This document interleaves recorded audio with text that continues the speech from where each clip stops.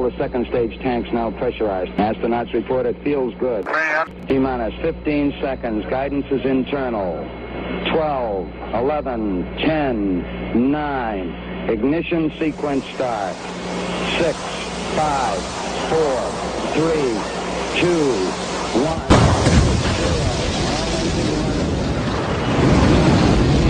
Like a furry torpedo to the jugular. This is Honey Badger Radio. Radio with Bite.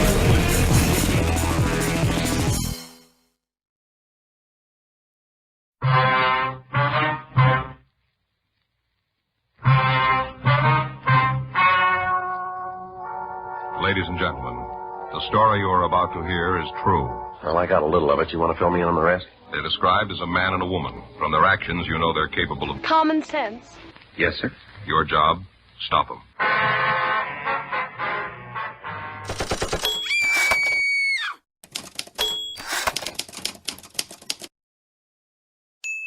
HBR Talk with Hannah Wallen. In his 2015 article, Sage Gerard Exposes Paul Elam, Sage perfectly described a particular style of propaganda faced by the men's rights movement. One many of us identify with Man Boobs, Now We Hunted the Mammoth, publisher David Futrell. Distort context until the target and all supporters appear inhuman.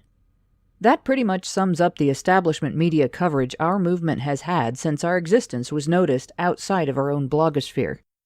Their disapproval was clear early on, with Slate's failed feminist publication, XX, lamenting in 2009 that men's rights groups have become frighteningly effective. But in what way? According to the article, we're guilty of promoting information that contradicts feminist narratives on custody issues and intimate partner and sexual violence. Salon chimed in later to assert their fears in an article titled, "Is the men's rights movement growing?" This article admits the issues men's rights advocates seek to address are real and valid, but then accuses the movement of trying to live in the past because we have the audacity to actually complain about them. So, you know, a movement for the rights of men is probably needed, right? Just not a men's rights movement. See how different those two things are? Still, there wasn't much discussion, save for the occasional article that mentioned men's rights or fathers' rights, often in conjunction with a court case, and often labeling both a backlash against feminism, or the even more inflammatory backlash against women's progress. It wasn't until feminists noticed that men's rights groups were gathering together offline that they began to panic. What kind of person, Vice asked in the title of a 2013 article, goes to a men's rights rally? This article gets much closer to today's establishment media's formula of attempting to poison the well by associating anything they have to admit is valid and rational about our complaints with allegations of an angry, unhinged, and uncontrolled fringe that threatens to drag the entire movement down some hellish road to rampant misogyny and violence. Of course, they're never able to cite any MRAs as evidence of this, but that's beside the point, right?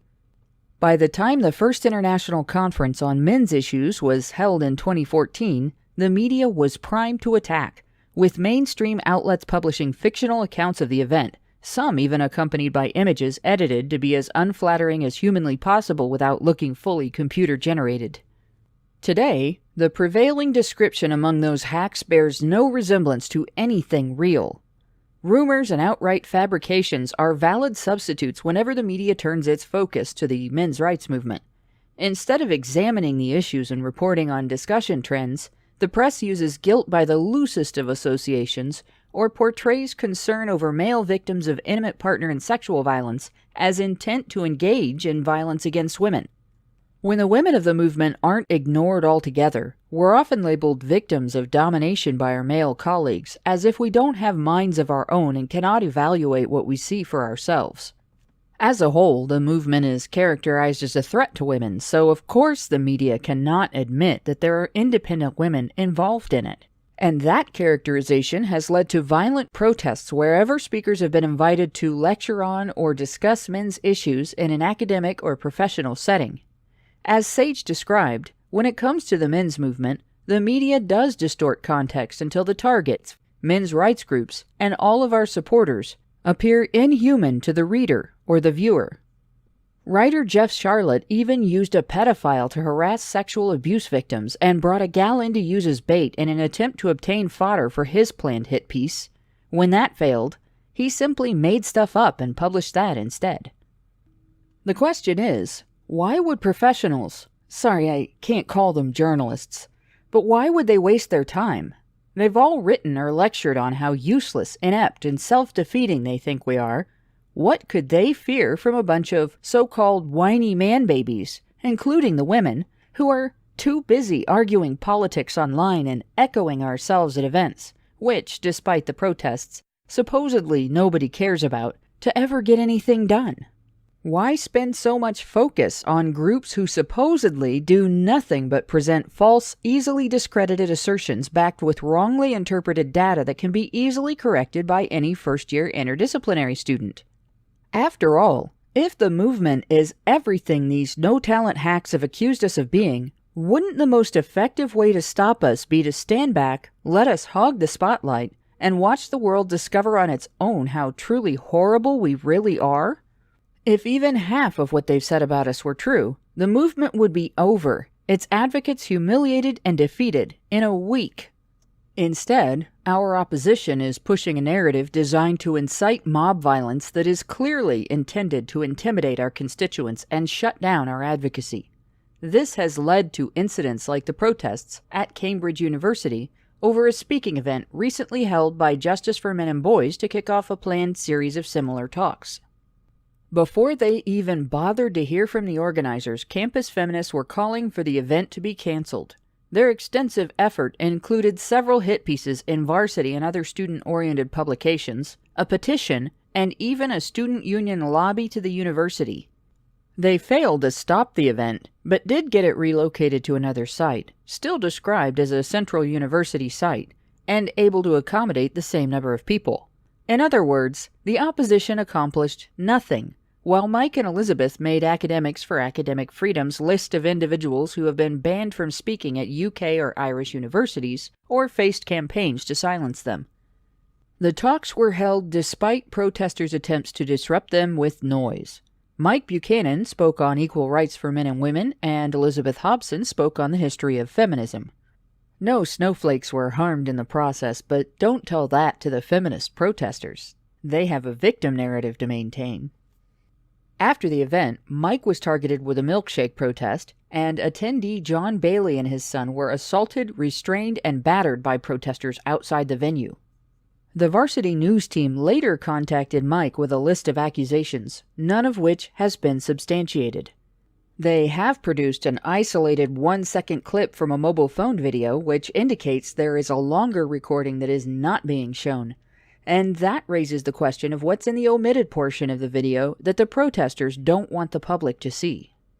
As of June 22nd, the woman who threw a milkshake on Mike appears to have been identified, but as of the date of this recording, she has not responded to police requests for contact.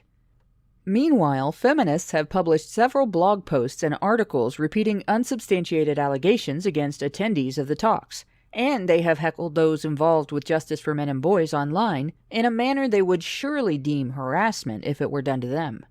In all, it has been quite an adventure, and that was just the first planned talk of the series. The influential, the powerful, and the connected have no need to silence anyone they do not have reason to fear. What is it exactly that they are afraid of? Could it be that opponents of the movement are not as confident in their information as they claim?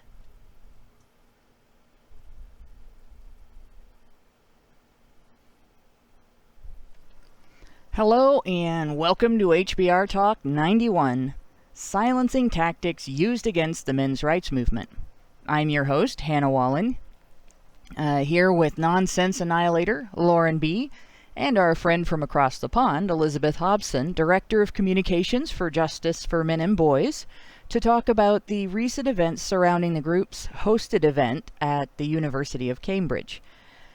But first, as usual, we got a couple of things to go over. If you haven't already, you need to head on over to badgerfeed.com and register to receive notifications, if you want to know what's going on with the Badgers every day.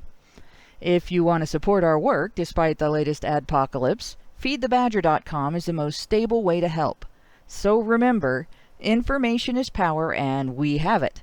Go to Badger Feed for information, and feed the Badger to help us share that information. And speaking of sharing information, don't forget to smash that like button and share us on every social media site you use. Grab some popcorn, throw open the gates of reason, and unleash your friendly neighborhood badgers on Normie Society.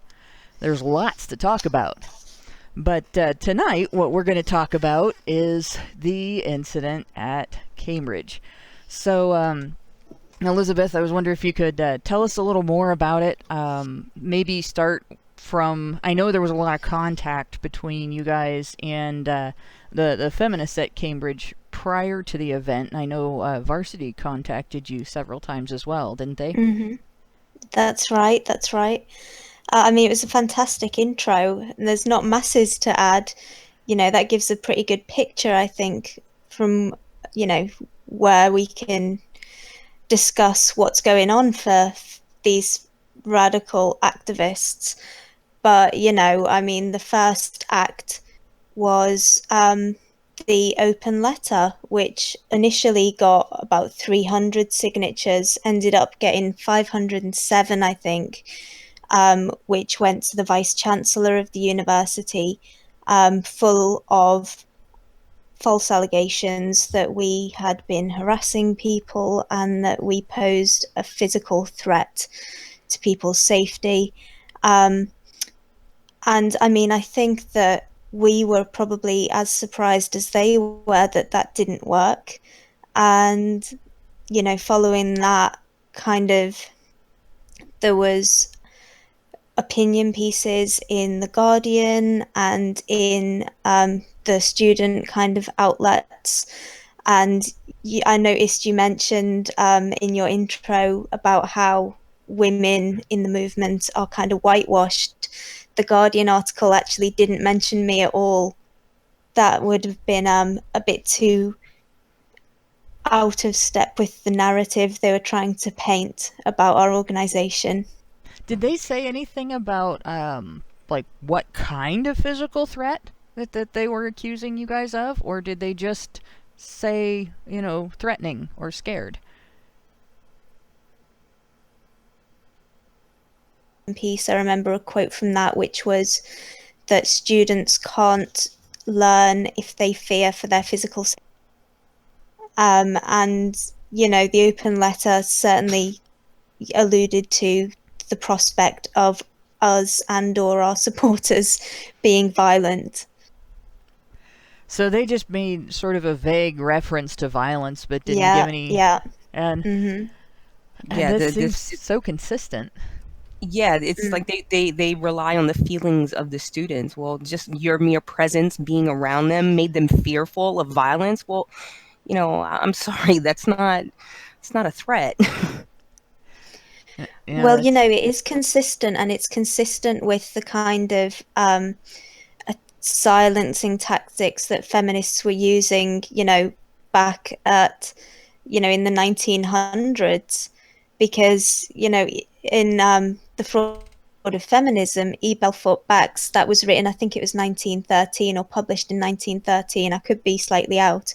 But he describes the exact same stuff going on back then. Yeah, he had talked about allegations that the men that opposed him were violent, and ignoring the fact that there were women that opposed them as well, and everything. I remember, I haven't read it in a while, but I remember that from his writings. So it seems like it's an age-old tactic. Mm-hmm. Yeah, and generally, I think, been a successful tactic. I think that we have to, accept that. But, we've never had alternative media and the internet before, and I feel difference here. That's why we seem, I feel like we're kind of breaking through this stuff. Do you feel like? I think to an extent we are. The fact that you guys were actually not prevented from speaking was a big step. Because it was just portrayal of a threat. Just saying that we were threatening was all it took to get us kicked out of Calgary Expo. They didn't even actually name what they were afraid of. Even in court, we really couldn't get a straight answer out of that. That there was a specific threat of violence or anything like that. It was just people feeling unsafe. And I've seen the term feel unsafe. We feel unsafe. You make us feel unsafe. Used over and over and over again to basically imply that the target is in some way violent or threatening, even though the target has done nothing. But did you? I noticed there were articles about a back and forth between Mike and Varsity. Did you guys have much discussion with them, or did they mostly stick to talking about you? There was quite a lot actually of back and forth between us, and them asking us for responses to various allegations and so on and so forth. And they were then, very selective in what they quoted us on. But it's nothing I wouldn't stand, and say again. It's just that they left out an awful lot. Were there But I multiple mean, what people? was in what Varsity? Yeah, were there multiple people making allegations against you guys, or was it just one, like, nameless, faceless entity? Well, the open letter was signed originally by 300 and eventually by 507, and they were putting their names to, paper and saying that they believed all of these allegations. That they believed the allegations, but there wasn't anyone that said that you guys actually did something to them. Well, not until after the fact. After the event that started. And now after the event, before we get to after the event, I also saw that they had attempted to disrupt the event with the noise. Were they successful in making it difficult, or were they outside of a building that the sound didn't penetrate so well? You know what? It actually was quite loud in the building. The recordings, we've left on. I think there might be by now a couple of versions up because people didn't like listening to the student noise. But we left the first 5 minutes of the recording as it was recorded and then cleaned up the rest so people could hear better. But I mean, I certainly found it a challenge to compete with the noise. But it was a very interesting experience, really. And see, that tells you what their real goal was, because if they really genuinely had just feared violence, they wouldn't have tried to stop you from speaking after the event was going on. They would have waited or stayed away, and certainly wouldn't have showed up to protest, because obviously if they fear violence, they don't want to get close to where the people they're accusing are, right? You would think so. But was there a large crowd there then? I believe there was about 50 of them. Oh, sorry, that for some reason you cut out. Oh, did I cut out? Yeah, I believe there was about 40 of them. So 40 students were just so terrified of you guys that they showed up where you were and made sure everyone knew they were there. Exactly. And they were so terrified of what you might do that they did everything they could to get on your bad side. And weren't they chanting something like "There's more of us than you," or singing Indeed, some kind of they song? were. Yeah. Indeed, they were. That doesn't seem very. That doesn't seem like a group of people that feared for their lives, or. No. Indeed, and I mean, when they turned up at the event, I was milling around with a lot of attendees outside, and they came and blocked the door. And so it's like, they walked right through us and in us and where we wanted to go. Like, if they were genuinely scared, obviously, that would not have happened. they'd have wanted to maintain a distance, wouldn't they? Yeah, that's what I was thinking. And just the idea that they're terrified is really contradicted by the behavior that they exhibited. And I honestly, this is something that I've noticed as well with feminists. They talk about how scared they are of a group of people, and then they show up where those people are. And I notice the same thing happens with false accusers individually. So you have, say, a woman who's accusing her boyfriend or husband of abuse. You find that the ones who are falsely accusing will often get right up in the guy's face and try to provoke, and they don't show any fear in court, and they don't show any fear when they're both in the police station at the same time. It's all quite obviously fake. And they put themselves in what would be harm's way if the guy was really dangerous. And it seems the same thing happened with you guys. But you want to tell us a little more about your experience at the event. So what was it like trying to deal with the crowd and speaking through all of the noise? Yeah, I mean, it was when they blocked the doorway when we were outside, I kind of was trapped between the door where security were not letting us in and the protesters. So they was like right up in my face for quite a period of time. It must have been like a solid quarter of an hour at least. And, you know, that was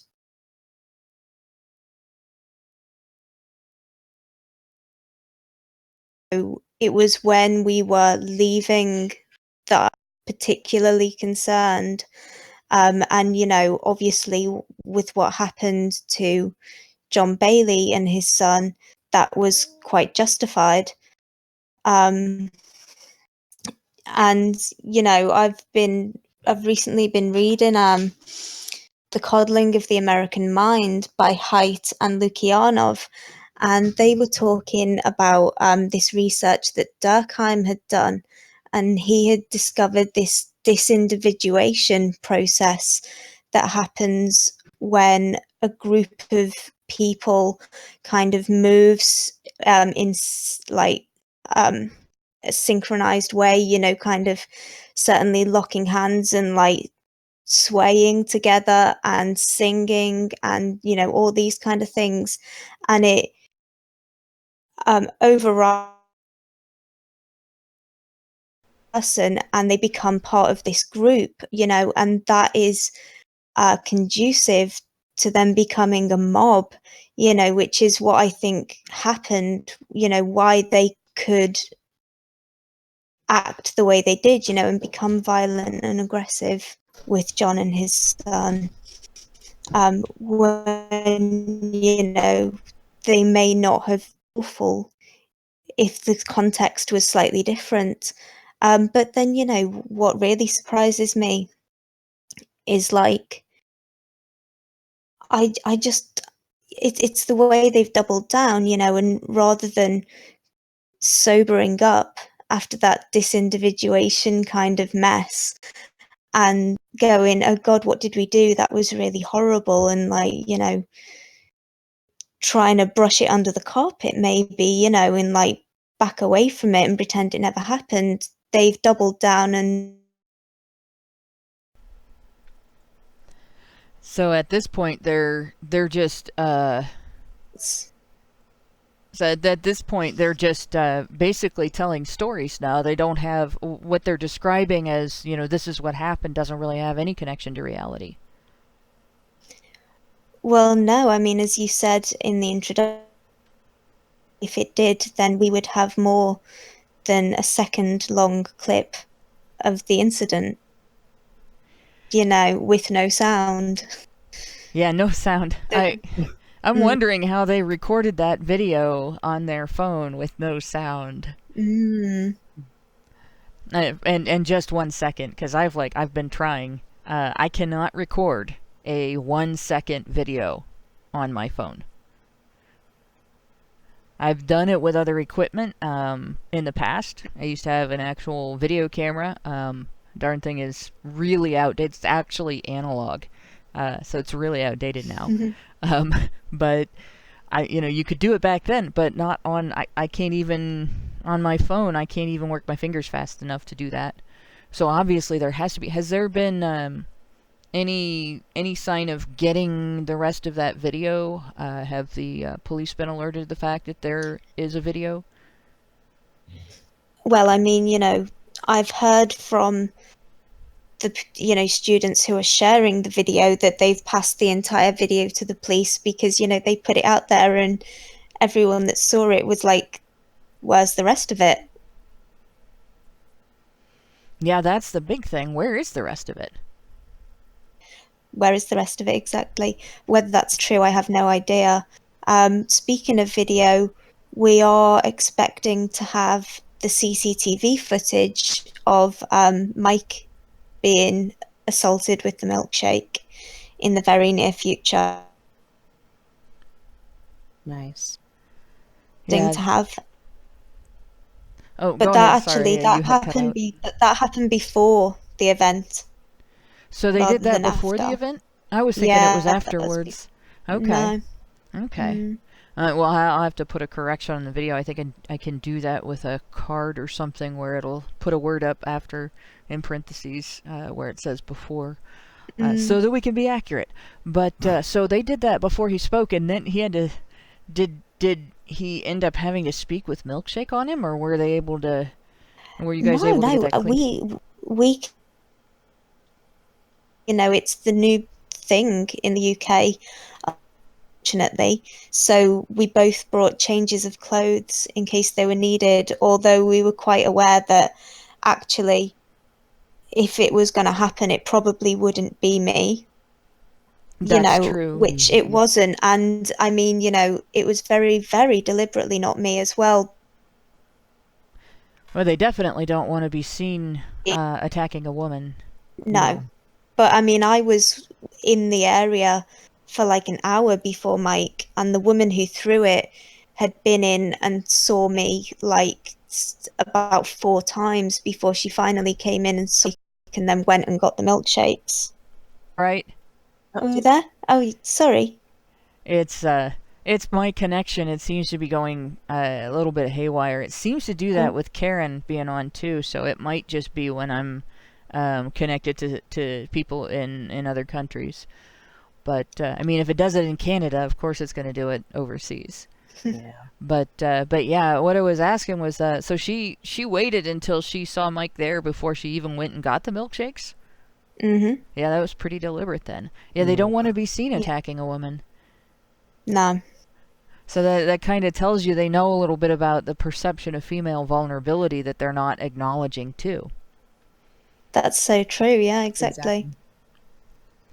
But, and the other thing about this is I keep hearing about milkshake attacks, and there's been people that have made fun of this online, like, big deal, it's just a milkshake, why are you so scared? Except nobody is going to know until it gets dumped on them what is in that cup. It is a cup with liquid in it, and isn't there also a pattern of, in other areas, not necessarily like our political circles, but there's been a problem with acid attacks in the UK, among other groups, hasn't particularly there? London.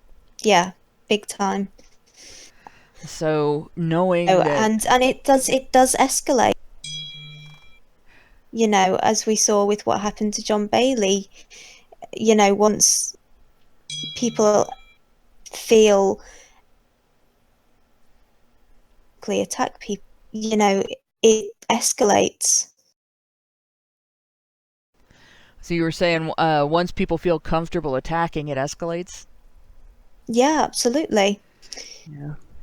I mean, and the thing is, you never know how crazy the other person is that you're attacking, or what kind of weapons they have on them. Yeah. But it's just insane that they think so little of any kind of repercussions for their actions that they just feel like it's okay for them to do it. It's just acceptable for them to do things like that to other people, and they expect no backlash whatsoever. That's why I'm really glad that Natty was able to catch up with that woman and get her at least detained until the police came around. Oh, well, actually, she did detain her for an hour and a half. Yeah. You know, That was managed to quite. get to. Oh, sorry, it's cutting out again. I'm sorry about that. Can you say that again? Oh, I was just saying the police never arrived. Oh, wow. They never showed up? No, not for an hour and a half. Wow. That does blow my mind, because you would think with the fact that liquid attacks are sometimes acid attacks, that they would be concerned about all liquid attacks where anybody is throwing liquid on anybody else, that they would be concerned to make sure the public doesn't find that acceptable. But they just let this lady get away with it. They're too busy spending their time on Twitter looking for people that say mean words and impolitically correct jokes. Now, but she was reported. There was a police report filed, correct?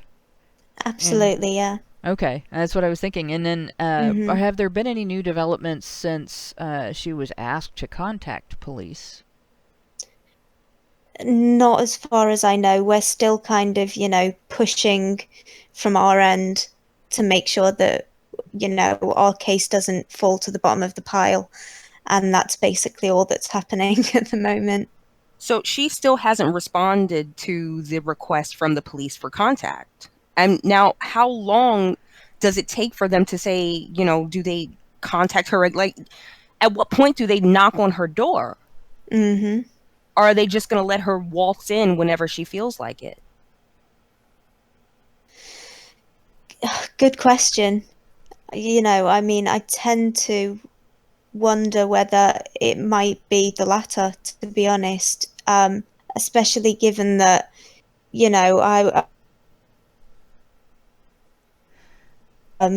who is a regular at Speaker's Corner, and he went to the Day for Freedom rally, which was organised by Tommy Robinson, and I think Lawrence Southern was involved, and sort of people like that. And him and a group of our friends were attacked, physical, glasses punched and kicked, and he ended up with concussion at a local pub after that event. And the police have it all on CCTV, which he has, and it's very obvious, that this group of kind of activists started the altercation and were very violent and, way behaved completely unacceptably and unlawfully. But the police have decided not to press charges, and they've given my friend, who, ended up in hospital with concussion, advice to put it behind him and not let it discourage him from doing what he likes to do. Yeah, I watched that video, and it was really pretty disturbing. I actually met the other gentleman that got hurt in that attack. The bigger guy. Mm-hmm. I don't know his name. I don't remember his name. Hayden. Yeah, Hayden. I met him when I went to London in this past January, at Speaker's Corner. So that was lovely. Yeah, so it was just pretty surreal seeing, someone that I know being attacked in this way. Yeah, I mean, it's really scary, because you don't want your friends to get hurt. Mm-hmm. I think most of us are kind of like, well, if something happens to me, I'm all right, I'm hard, but I don't want my friends to get hurt, And it's the fact that not only did that happen, but that with all available evidence, the police aren't pursuing it either. And this seems to be a pattern of, it's of they seem to have chosen a side, maybe, and are not pursuing violence when it's against that side. Have they targeted anybody in the men's rights community or in the non-feminist, like critics of feminism, that's been accused with an investigation, or are they just staying out of it altogether? I can't think of any cases where that has happened. Okay, so then it seems like maybe they're just staying out of it altogether. And I kind of wonder if it may be due to the fact that there's such a degree of violence in the UK at this point that they are overwhelmed. I'm going to also introduce, we now have She Who Must Be Obeyed. Karen Strawn has joined us. Yes, I am here, and I must be obeyed. I would actually suggest too that maybe the reason why Elizabeth hasn't heard of any men's rights people being targeted with accusations of violence is that there just aren't any incidences of that. It really kind of boils down to situations like Nick Redding, right? He's a local figure in the men's rights movement in Edmonton here, and he's well known among the feminist population of this city, right? So people know what he looks like, and people confront him on the street. And one night he was walking home from work, and a male feminist accosted him and started a verbal altercation with him, and then punched him in the face. And then, of course, Nick retaliated and broke the guy's nose. And when the cop arrived and the story was told, the cop essentially just said, grow up and go home, to both of them. Right?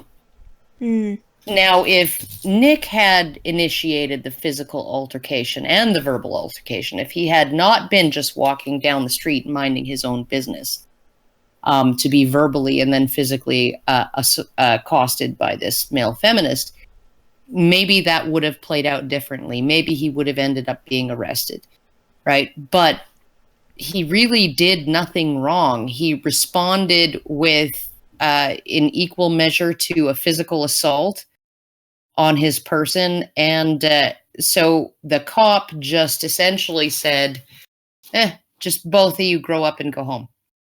Right. So I don't know. I don't know whether we haven't heard of men's rights activists being targeted, in terms of these types of assaults and stuff like that, because they wouldn't be targeted, or simply because their behavior is so,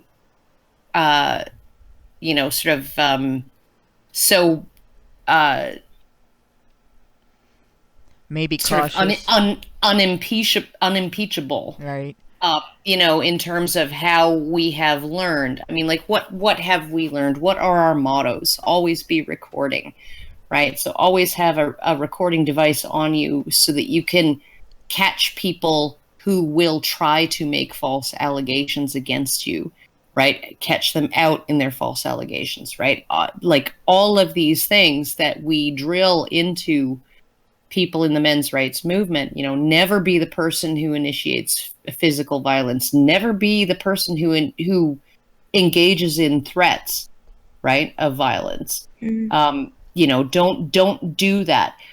What do we see from people just on the sort of the unpopular side, or the sort of the mainstream condemned side of the culture war? People like V and Sargon and Bering and other people. What do they say? They put a disclaimer, please don't even contact these people that I'm talking about, because they believe just contacting them constitutes harassment, and they believe saying anything mean to them constitutes violence. Right? And all disagreement is mean. Yeah. Even if they've said something mean about you, and the only thing you say back is, I disagree. I'm not mean. I'm not mean. How dare you talk to me that way?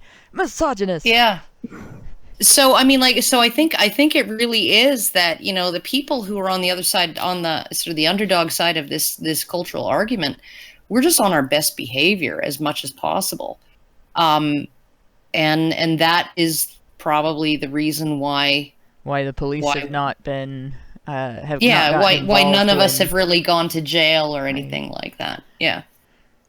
Yeah, I kind of tend to agree with that. There have been some feminists that have tried. I mean, in this instance, they're trying to allege that attendees that they attacked had assaulted them. And I'm curious how that's gonna go. I remember that 1 second video. I know. Like a 1 second video. It explains everything.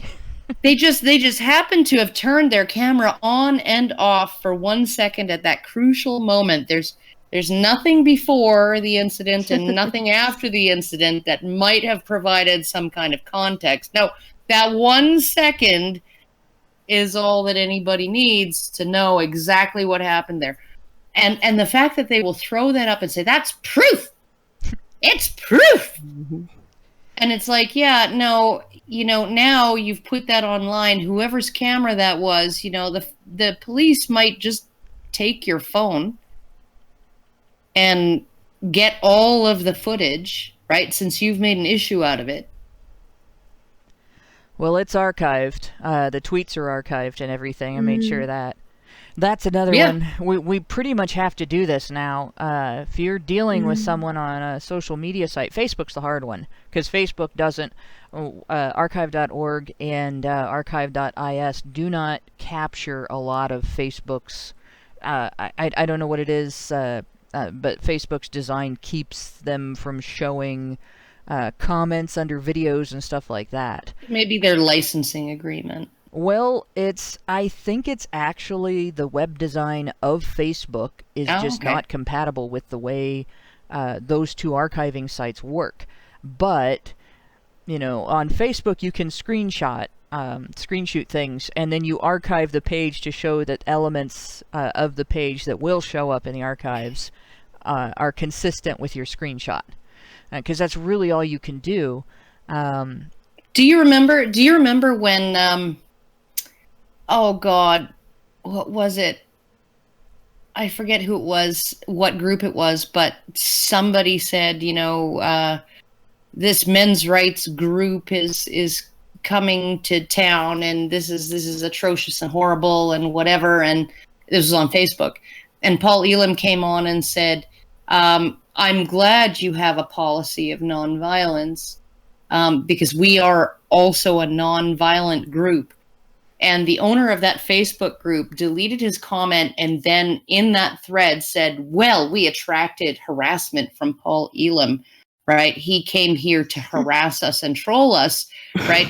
And nobody can even look at what he said because it's deleted, right? And that's what happened on Reddit. That's why we have the archive bot, or whatever it is, the men's rights bot, right? Because people would come on, they would tell some obvious story of a false allegation of sexual assault or something like that, right? They would get a bunch of sympathetic comments. Sometimes they would get some very angry comments angry at women, angry at the system, angry at false accusers, often sometimes using really angry language, right? And the moment that they got all of those comments supporting the original post, they'd go back and they'd edit the post to describe an obvious rape, right? And then, so it would look to anybody coming after that post was edited, it would look like we were all just saying, rape is totally okay and fuck that bitch, right? And it's like, so we had to come up with countermeasures to avoid false accusations. It's just like, it's really unbelievable how much effort we have to go to cover our asses so that we're not falsely accused of some kind of horrific misconduct. And then when you have people like Danielle d'Entremont, right? All she has to do is slip and fall on the ice in Toronto, right? Or Ottawa, I think it might have been, right? And on the night before a talk given by Janice Fiamengo at the University of Ottawa, right? Post a picture of her broken tooth and her bruised face and say You know, she was sucker punched from behind by someone who knew her name, and she thinks it's because of the fact that she's been protesting this particular event. And then you got the entire mainstream media saying men's rights activists attacked this woman. And you have no one in the mainstream media saying, and the men's rights movement put up $16,000 in reward money for any information leading to the arrest and conviction of whatever man it was who assaulted Danielle d'Entremont. They don't publicize that. It was obviously somebody double jointed, because sucker punching someone in the mouth from behind is kind of well, that's talent, man. Should be easy to find.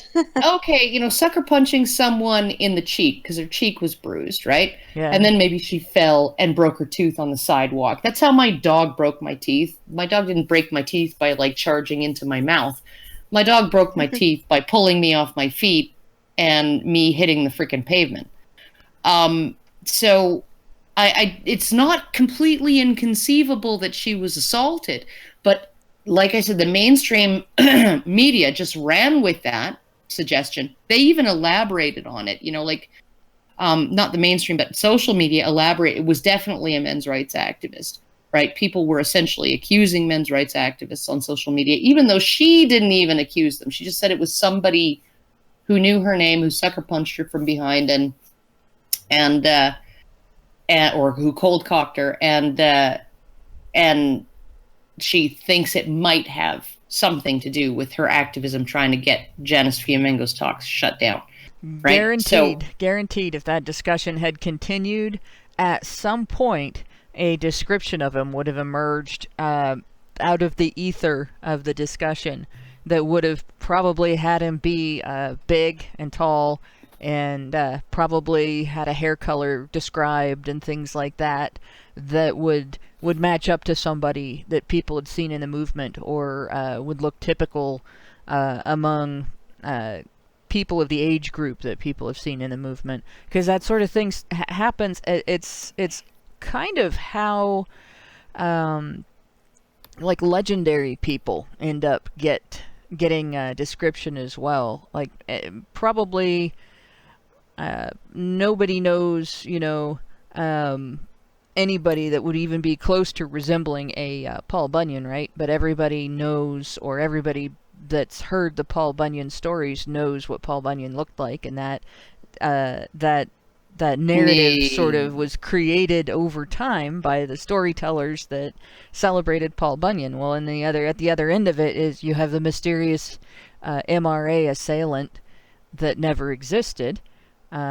Maybe there was an assailant, but maybe there wasn't even an assailant at all. Maybe she just slipped and fell. Right, and we don't know. It was really icy. It was really icy at that time. And so, if there had been an assailant, it's perfectly feasible that just one punch would have knocked somebody down, even that wasn't normally easy to defeat in a fight, too. So there's all that. But nobody knows who it was. Nobody knows if the person actually even existed. Nobody knows whether the assailant, if they existed, was male or female, much less their affiliations and how big or small they were, or any of that. It's the same way. Well, I really think it would have evolved into a description of a person. Part of the reason why we took up that collection, right? A Voice for Men did, Honey Badger Radio did. We had a very, very generous single donation to the fund of, I think it was $4,000, to our group, saying, essentially, if nobody claims this money in 18 months, then just keep it. We were like, no, we're going to give it back to you. And he was like, no, just keep it.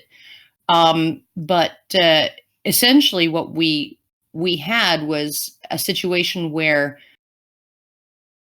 if somebody who is advocating, somebody who is part of our group is doing something like that, we want to know so we can stop them from doing things like that, that's really stop them from continuing to do things like that, right? That's really, it's sort of, we took up that collection as a form of social responsibility. If this is one of us, we want to find out who it is. Yeah, that's something that we've made a point of as a movement for as well. It was something that was discussed even before I was involved. Even before I started posting in the men's rights subreddit, I had seen things when I was looking for answers in terms of fathers' rights and in terms of the 7 years in hell story with my friend that was put through 7 years of malicious prosecution. I saw in forums, the biggest warning was responses to everything have to be nonviolent because we're going to be held by the community to a higher standard, and we're going to be held more accountable, and therefore we have to behave more accountably. And I think our movement has always been very cautious about that. But I wonder, has there been any criticism? Have you seen or heard, Elizabeth, any criticism at all of the violence against your group or of the protesters, anything like that, from outside of our movement?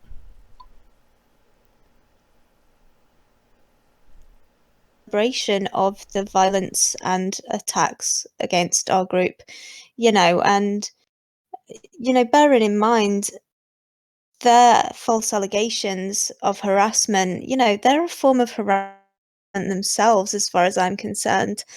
And it's totally condoned and people are joining in. You remember Charlotte Proudman? She is a barrister who was on LinkedIn, and some other barrister said, "Oh, I like your picture," and she shamed him in The Guardian. And Elizabeth, you've cut out again. Oh no, I've cut out again. Am I back? Right, shamed him in The Guardian, and then Charlotte Proudman. She was a lawyer. She had a picture on her LinkedIn. A male lawyer reached out to her through LinkedIn and said he admired her picture. He thought it was a really great picture. It was a really great photo of her. And then she exposed him in a piece in The Guardian as somebody who behaves like totally inappropriately and objectifies women and blah, blah, blah, because he just said, your photo's really nice. So yeah, it was totally blown out of proportion. And he just ended up taking such a huge hit for that. And then all of the backlash that she got, she claimed was just misogynist harassment. But she's actually at Cambrige, and she tweeted out some kind of solidarity, I think was the word she used, with the Milkshake attacker. Oh yeah, no, I saw that. Yeah. And I was like, Charlotte Proudman. Where have I heard that name before? Oh yeah. Yeah. Rings a bell. Yeah. I mean, you would think that would be like professional suicide for a barrister to come out and condone law breaking. You would think. But apparently not. You would think that, condoning, not just condoning, but endorsing law breaking would be kind of particularly for a barrister, right? Particularly for a lawyer, because you have a higher duty to public order and to the law than the average citizen. You take an oath when you are made a lawyer that you will not engage in conduct unbecoming, right? Conduct unbecoming is a very broad term, right? And it allows for a lot of things that are not technically against the law to result in you losing your license. Well, maybe condoning violence. Yeah. Yeah, or maybe commenting on someone's picture. Right. Anything that anything that would be considered unethical, anything that would be considered an embarrassment to the field of law. Well, I would say, Elizabeth commenting on someone's picture. Well, that was a private message that he sent to her. Oh no, I know. I mean, I absolutely, that was completely blown out of proportion and ridiculous. And, I, like, for this the is life not of me, can't understand this is people who not can't just thank people this for compliments, this is really. not bringing the legal establishment into disrepute No, by but complimenting someone's photo. No. But her reaction does. The Yes, idea that an and attorney so does would her endorsement of violence. right? and yet it was him that ended up in hot water and on the verge of losing his job. Isn't that just typical? Oh God, I'm so blown away. No one said a word. I'm so blown away by all of, anytime I get into any of this stuff, right? Whether it comes to feminist theory, right, and the predictions that they would make from their theories, and how their predictions all end up resulting in the opposite of what they predicted. And when it comes to discussions of things like this situation where, words, a mean word on the internet is violence, but actually physically assaulting someone is something that a lawyer can get away with endorsing in public. As long as they have the right ideology, as long as they have the right agenda, then it's all fine. And I just look at it and, well, what is the agenda that's supposedly just fine? It's fine for a lawyer to endorse criminal behavior in public, not a problem, right? Well, it's the feminist agenda. It's the agenda that purports to represent women's interests. So we live in this patriarchy where men are privileged and women are oppressed, and yet every single thing coming out of feminists' mouths, they have no accountability for, right? Whether it's to prove that they're correct, whether it's to admit that they're wrong when they are proved wrong, whether it's to obey the law, right? Or obey professional standards in their field, right? None of that matters. They can get away with anything. Anything. It all goes back to the accountability gap. If I call one of them a bitch and two of my followers on Twitter like my freaking tweet, I can be accused of targeted harassment. Mm-hmm. Yep. It all goes back to the accountability gap. Everything goes back to the accountability gap.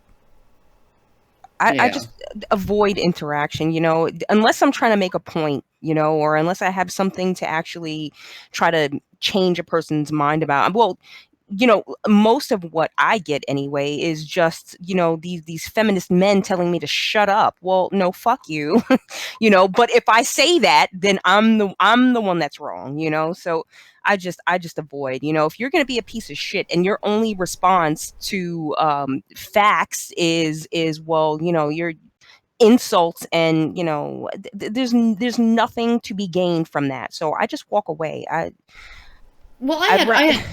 I had 3 feminists on Twitter today tell me, you're absolutely 100% wrong. You're lying. False. Right? And then I just posted the information. And I haven't heard a single word back from them. And then one male feminist with a dyed purple beard, no less, tweeted at me to shut the fuck up, pick me. Right? Okay.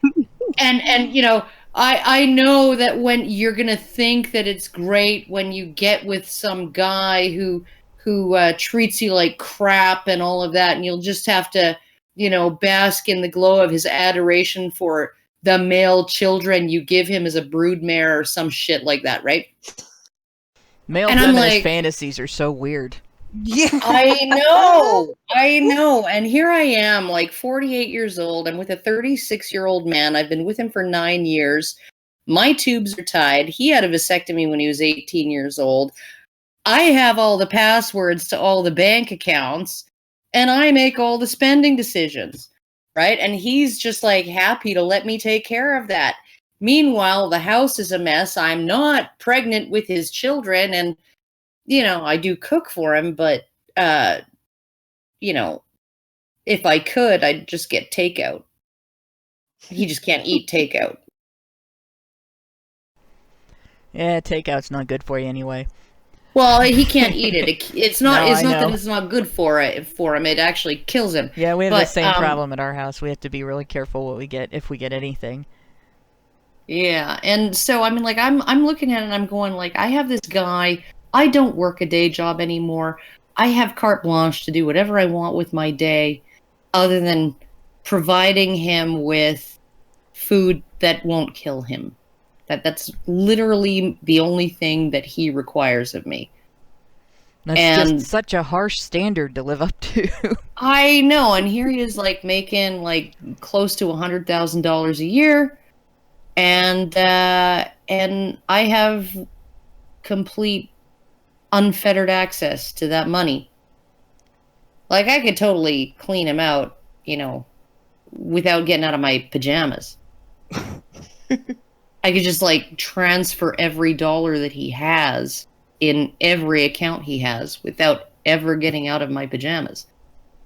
And it's like, this is not an arrangement between a man who doesn't respect the woman he's with, right? If he didn't trust me, he wouldn't respect me. He trusts me and respects me. He respects me to take care of the finances, to handle that, to pay the bills, to do all of that stuff, right? Gives me, like, so it's just like, and I'm thinking about this guy, and I'm thinking, is that what he thinks all women are like, and all men are like, or all non-feminist women are like, and all non-feminist men are like?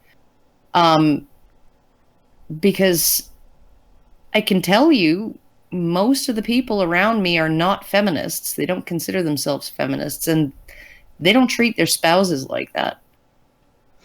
Yeah, no, he had a tweet earlier in his timeline that basically said all men are trash, no exception. Like, that's just no exceptions. Not even him. He's a guy. It's just a yeah. Oh my God. Well, and this is something that I've noticed with the type of guy. Sorry. And I'm on like a double dose of antihistamine, and it's still happening. Sorry, guys. I'm allergic to grass twice, and this is just going to happen. So at least you can't hear me scratching. But there you go. And I'm allergic to male feminists twice. But in any case, no. This kind of thing. I noticed with the type of guys that are going to white knight for women, whether women want them to or not.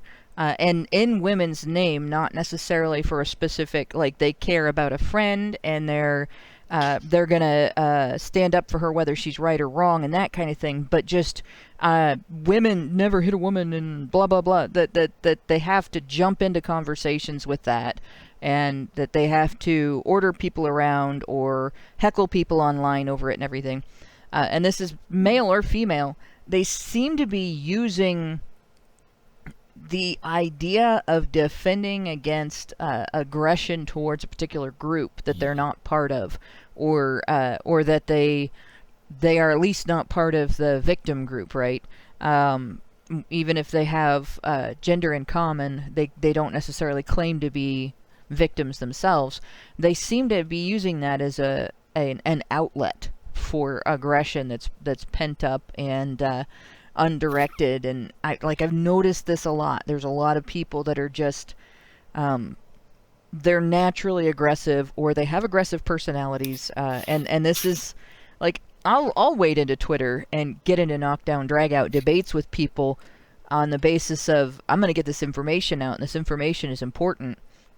And I'll get impatient with people that are jerks about being rational. I prefer to call it intentionally stupid. Yeah, I do hate deliberate obtuseness, but I'm not deliberately inflammatory outside of that in a way. Like, I'm not going to go up to people and demand that they shut up and listen to me and stuff like that. But I've seen that quite a bit with social justice types, you mean parking lot Batman? Yeah, the parking lot Batman type. I don't, just the this idea that, well, this is Or, an excuse for me. You're fucking a white male! Yeah, this is an excuse for me to be a jerk. This is I can be a jerk to this person because they're not human. They have different ideas than I do. And therefore, take out all my frustrations on them. Yeah. The vape store guy, fuck off! Fuck off! Fuck off! I'm surprised he didn't die of an aneurysm in that moment. Yeah. It seems like this is a group of people who just really have never been able to figure out or master interpersonal relationships, and it's like it's all projection. They call us pick-me's as if we're just here to get attention from people. That says a lot about you and what you do and why you do the things you do. It says nothing about me or anyone that I know, but yeah. What I find interesting too is that if you actually look at the biology of things, right?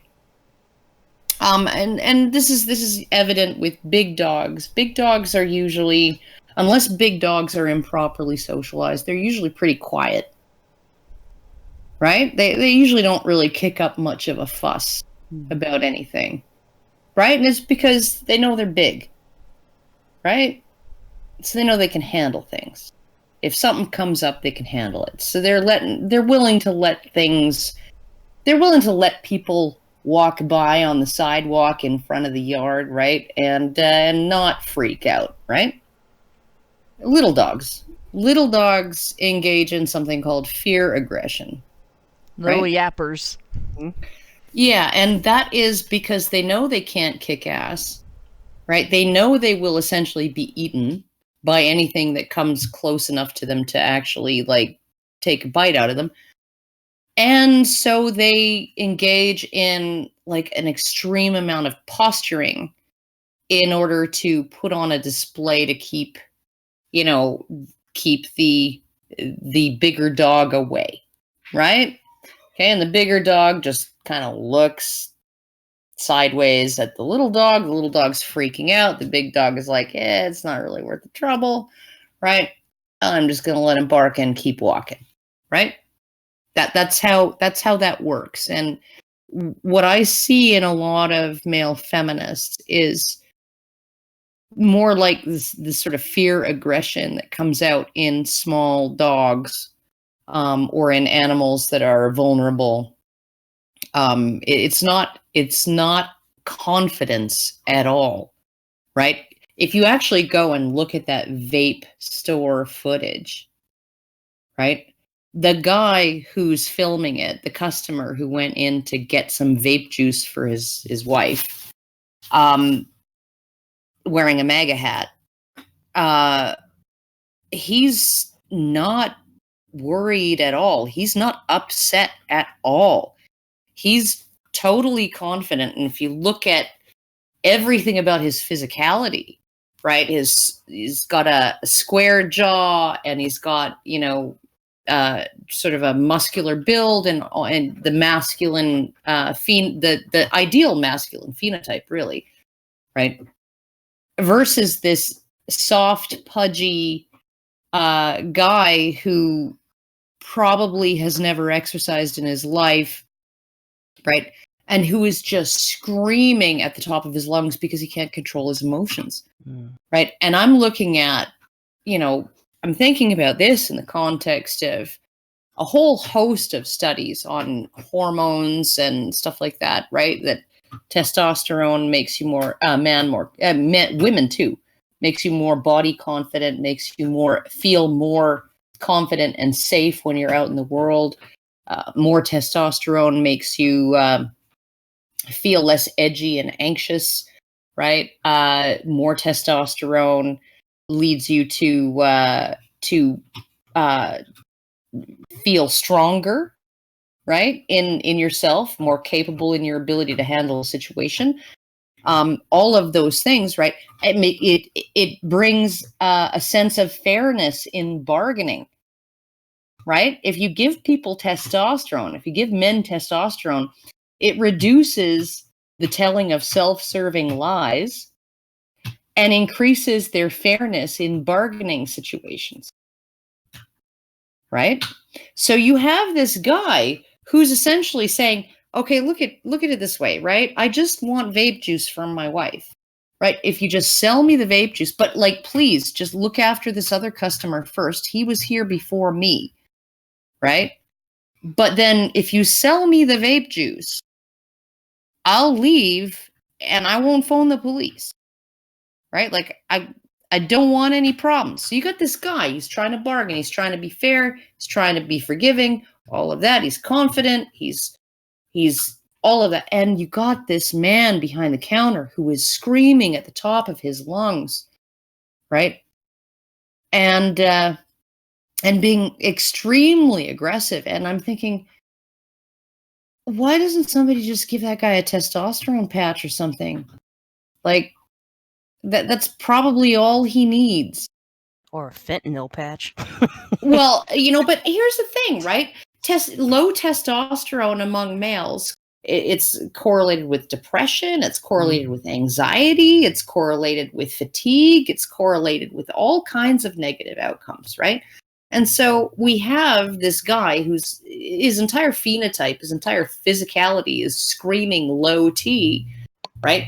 And he's engaging in just the most over-the-top aggression against this other guy who's trying to be fair, trying to give him a chance, trying to give him some path to redemption, all of that, right? Trying to be fair to the other customer. And I'm looking at it and I'm going like, why aren't we putting testosterone in the water? There's too much other crap in there. And they're too busy putting fluoride in it. Yeah, I think about that guy, because he lost his job after that video went viral. And, if I were the owner of that business, I can't say that I would not have made the same decision. I'd have fired his ass. I would have fired his ass. Well, he kind of made 100%. himself a detriment to the business. I mean, if people think they're going to get screamed at by the guy behind the counter instead of waited on when they come in, that's not good for business. Absolutely. But I think what we're kind of tapping into this guy's personality is what holds my attention, because now this guy, he's got no job and he's still got all this aggression and this anger. This situation is not going to make him change for the better. I don't think. I think it's going to make it even worse. Oh, he's going to blame the guy that he yelled at. Yeah. He's going to blame whoever filmed the incident and put it, on the internet. He's not going to be blame looking himself. And Karen, I lost you there for every a minute. time I talk to a trans, no, he's not going to blame himself. Every time I talk to a trans person, right, whether it's female to male or male to female, right, female to always say, I became less emotional, more logical, sort of couldn't even really get in touch with my, if I was feeling like I wanted to cry, I couldn't actually cry, that kind of stuff, right? And male to female, everyone I've talked to is like, oh my God, I'm so emotional. And I just like cry over every little thing, right? When they start hormones, right? And I'm just like, when you're approaching things from that emotional angle, you just do not want to look at what you did. You don't want to look at anything in a logical way. You don't want to assess the situation. You are just on the defensive. That is what I see from feminists. It's what I see from women in general. Hashtag not all, but that they don't want to actually look at what they did to help create the situation or what they did to actually become the architect of their own undoing, right? And I think that honestly, like we're looking at a situation where we have like a whole bunch of biological and cultural things happening all at the same time, right? And they may be feeding into each other. One of them is that testosterone levels among millennials right now are about what was expected in an 80-year-old man 30 years ago, right? So we've got some problems. Yeah, and actually taking that back to the Cambrige incident and the fact that after evidence has come out, the discussions that have happened and everything, and the fact that, obviously there's a video that's longer than 1 second, that we're only seeing 1 second, that shows that, it's the narrative that the feminists, basically the opponents of the speakers, were putting forth was not correct, that was false. They're doubling down. They're doing exactly what you said. They're doing that, not wanting to look at their contributions to the situation and the fact that they basically created all of the conflict, when instead they could have asked for maybe a debate or asked for an opportunity to also speak or any number of things besides throwing a temper tantrum. Absolutely. Agreed. Yeah. No, and here's the thing too, right? Like, there's nothing wrong with apologizing. Dogs, shut up. There's nothing wrong with apologizing. I apologize all the time, right? When I apologize, I start my comment with apologies. Here's where I got the facts wrong, or here's where I made an error. Here's where I was bad with my math. Here's where I misinterpreted your comment, right?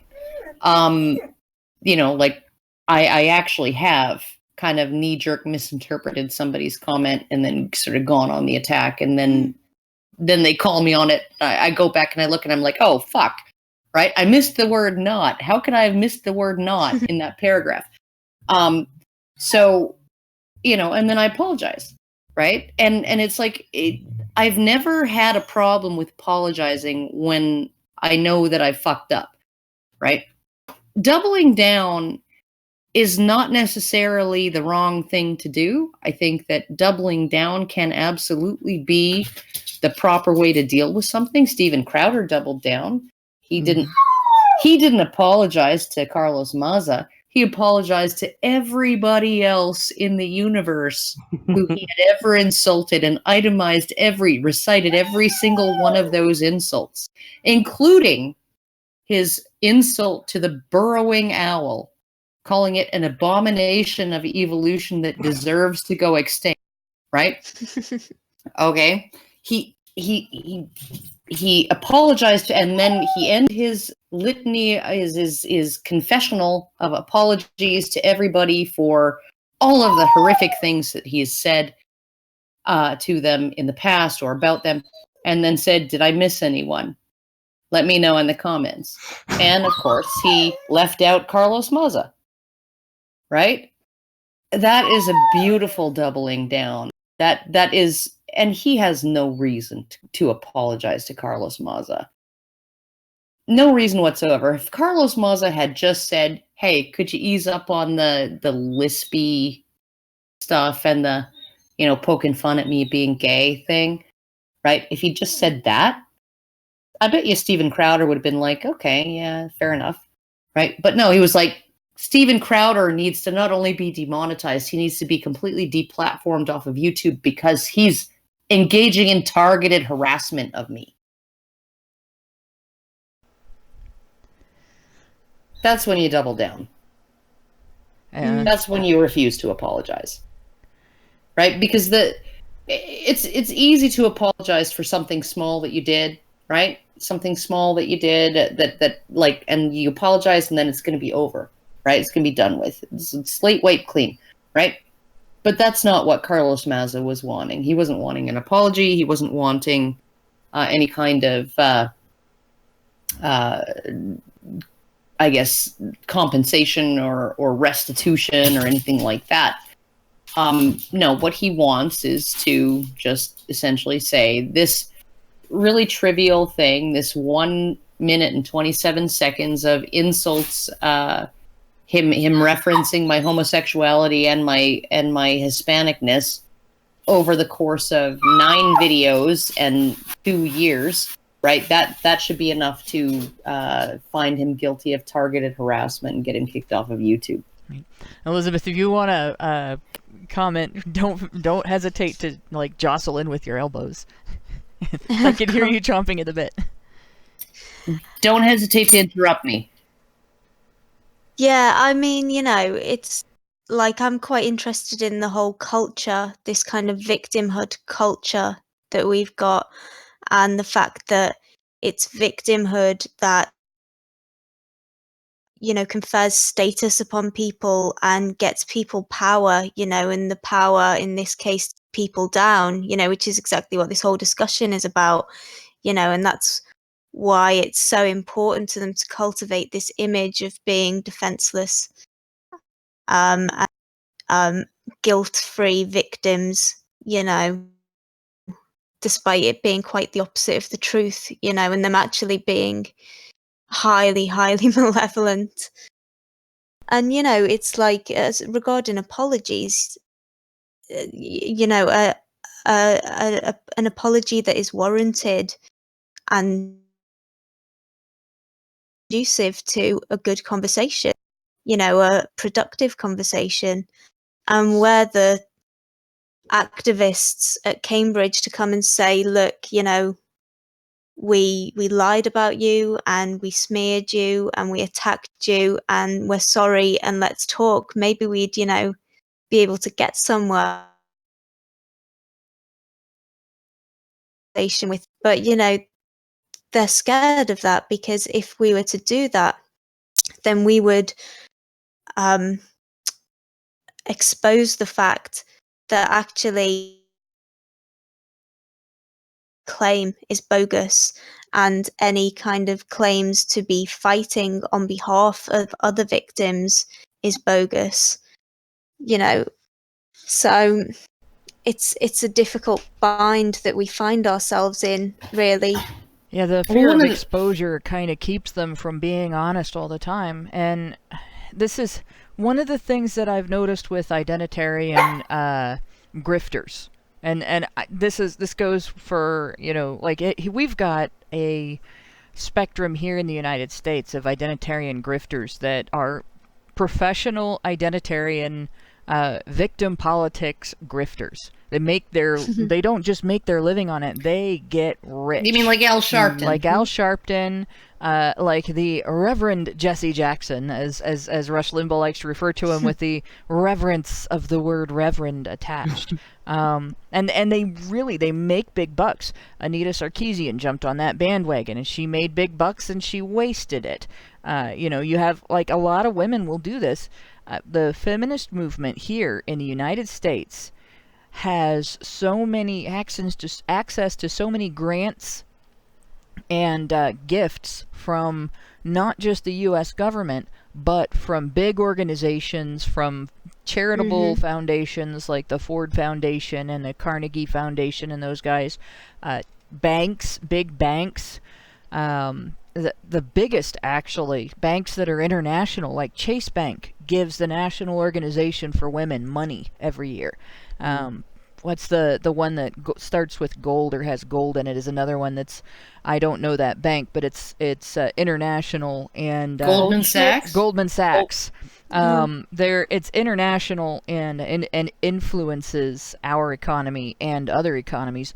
Gives the National Organization for Women money, right? All of these big banks, the same ones. If you look at who is donating to presidential campaigns, if you look at who's donating to congressmen's campaigns, they're giving money to the bigger mainstream establishment feminist organizations. They make a killing.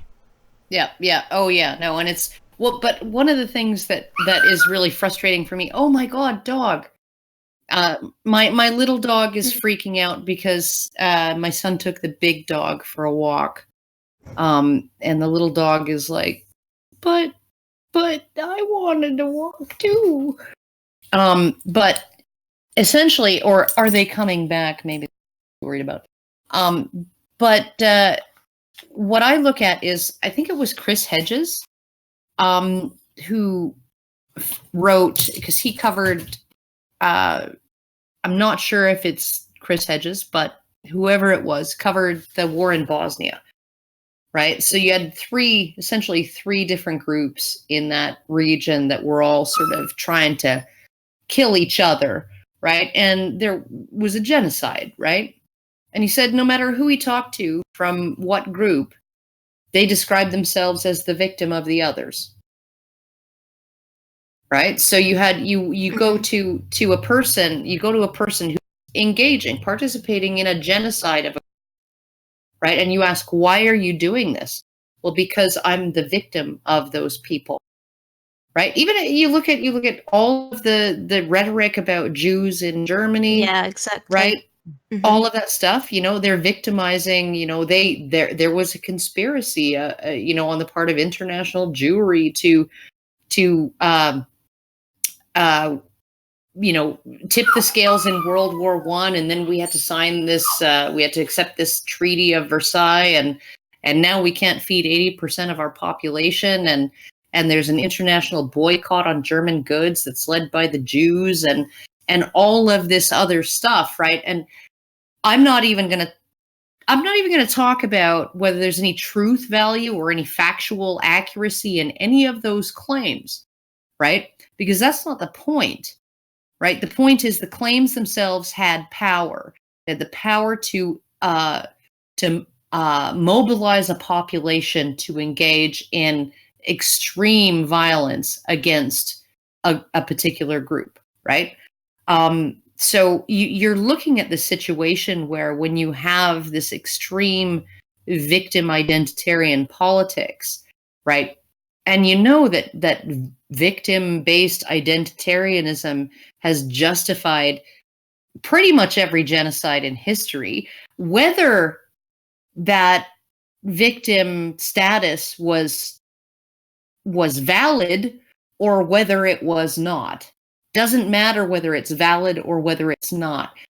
That feeling of being persecuted, that feeling of being oppressed is enough. If you poke it enough, if you if you nurture that feeling enough, it will justify anything, right? This is what oh God, what was her name? Paula Wright, or I don't remember what her.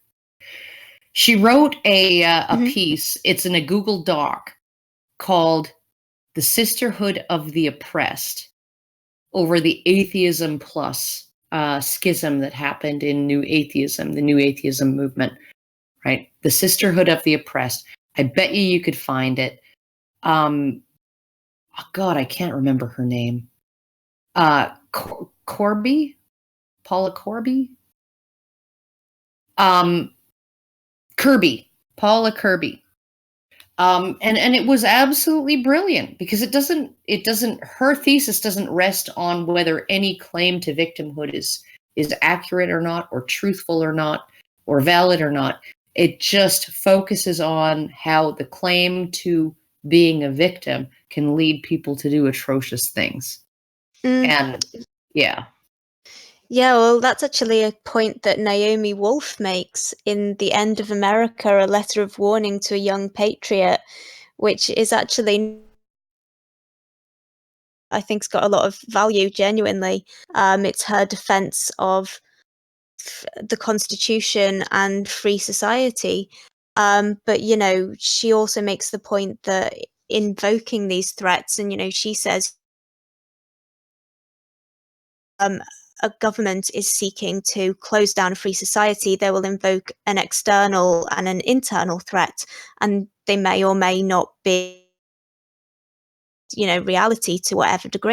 But not only do they justify attacks on outgroup members, but they also justify controlling the behavior in group members.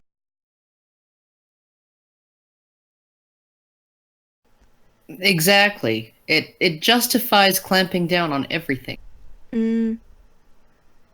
Yeah, and it that goes back to the beginning of sort of the beginning of the opening monologue too, where it pointed out Sage Gerard worded it perfectly when he described that style of propaganda. In his article, he was basically writing about the way that Paul Elam gets attacked, and again, this is like the thing that like most of us would associate this with David Futrell, but it sort of is a common thread through these types of victim identitarian groups, and it's that distorting all context until the target and all of the target's supporters appear inhuman. It's much easier to engage in things that would violate your personal code of ethics otherwise if you don't think of the target as human. And I've noticed that seems to be very easy for victim identitarians to do to people who don't make victim their identity. I think that was probably the most offensive thing to the panelists at the Calgary Expo when we got kicked out, was the fact that Alison challenged the idea of making victim women's primary identity. That hit them right in the sensibilities, and they couldn't handle it. And I think the reason they described that as threatening and scary, making them feel unsafe, is because that's their identity, and they don't know how to have any other identity. They don't know how to not identify that way, and they don't know how to relate to somebody who doesn't identify that way. Oh, I found it so hilarious that essentially what happened was she essentially said, I don't like the fact that feminists define women as victims. They said, feminists don't define women as victims. By saying that we do, you have victimized us. That's one of the things that really gets me, is that feminists will play victim of other women's independence. Oh yeah, no, and they'll play victim all while claiming that they never play the victim card, right? They will play the victim card while saying, that victimhood is not a component. It's not a vital component of the feminist orthodoxy. And I'm blown away by, like, I just don't understand how anybody can take these people seriously. Like I said, in numerous points in my career, every time I hear a feminist speak, I feel like I'm living in upside down land, or, that today is opposite day. Because it's like they essentially state the opposite truth, right? That women are dehumanized in society and undervalued. Women and children first onto the lifeboats. Women are undervalued and dehumanized, right? It's just like I don't get it. I was watching, and you guys should all watch this if you haven't already, because Martin Dobney was in it. He did an okay job, not as good as I would have done, defending traditional masculinity, or defending the idea that we should not reject traditional masculinity. But this was the debate. This house will reject traditional masculinity. And there was a woman on there, and she essentially said that the idea of sex, the idea of the male sex has a penis and the female sex has a vagina, is a new idea in the public discourse. Are you kidding me?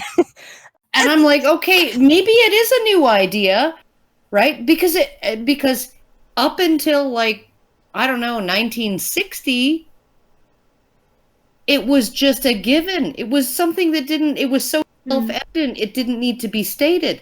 She's just never seen Kindergarten Cop. Right?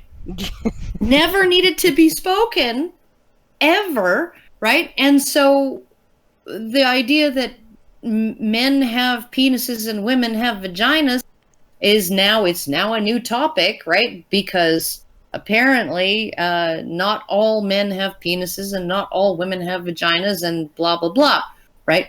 But she also, like, there were so many people saying, like, the most absurd things, like that masculinity, traditional masculinity, is based on a thirst for power and a need to acquire power, a need to be the alpha, all of that stuff. I can go back to the Epic of fucking Gilgamesh, right? That's the first written document, the first written story in human history, right? And the story was 1,000 years old before it was put into stone tablets, right? 4,000 years ago. And it was a story essentially saying the hunger for power for its own sake is bad and it's not manly, right? Abusing your power, right? And not using your power responsibly is not manly, right? Being a dick is not manly, right? Having no humility is not manly. What is manly, the masculine ideals that were put forth in that story were loyalty, friendship, service, self-sacrifice, right? Humility, right? The understanding that of mortality, right? The acknowledgement of your mortality, right? All of those things were put forth as masculine ideals, right? In the first fucking story of humanity. Yeah, but I mean, even in sort of ape societies, the kind of patriarch who is too domineering and doesn't share and doesn't groom is always living time and just waiting for, some younger kind of apes to come and take his place, and he doesn't have the support from the group to stop that happening. Yeah, you'll find coalitions forming between his underlings. Him, yeah. No, that happens in chimpanzee societies. You know where it doesn't happen? Bonobo societies.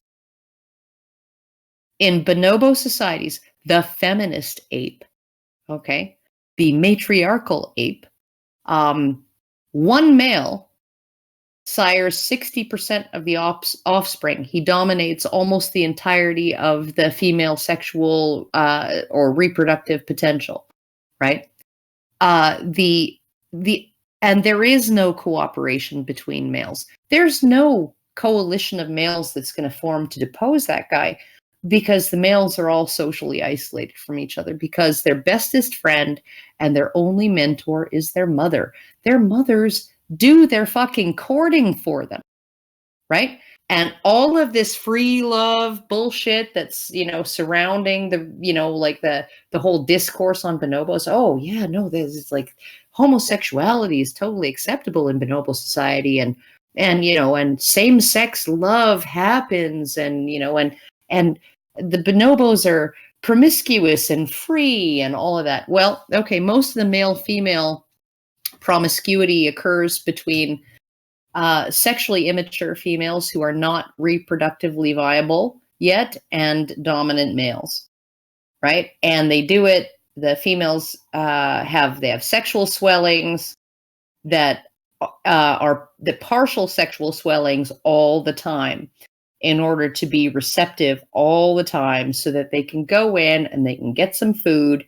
And when some asshole male doesn't like that they took his piece of food, they can offer up their rumps, right? And the male can have sex with them.